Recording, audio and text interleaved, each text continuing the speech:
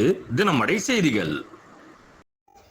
மத்திய அரசை கண்டித்து தொழிற்சங்கத்தினர்கள் ஆர்ப்பாட்டத்தில் ஈடுபட்டனர்.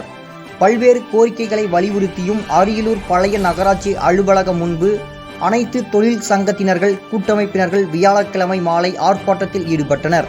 ஆர்ப்பாட்டத்தில் விளைபொருட்களுக்கு குறைந்தபட்ச ஆதரவான விலையை வழங்கிட வேண்டும், மானியத்தை அதிகரிக்க செய்ய வேண்டும், தொழிலாளர் விரோத சட்ட தொகுப்புகள் 4ஐயும் திரும்ப பெற வேண்டும், விலைவாசி உயர்வை கட்டுப்படுத்த வேண்டும் எனவும் அரசு மற்றும் பொதுத்துறைகளில் காலியாக உள்ள 30 லட்சத்திற்கும் மேற்பட்ட பணியிடங்களை நிரப்ப நடவடிக்கை எடுக்க வேண்டும் எனவும் என்பவன உள்ளிட்ட கோரிக்கைகளை வலியுறுத்தி ஆர்ப்பாட்டத்தில் ஈடுபட்டனர்.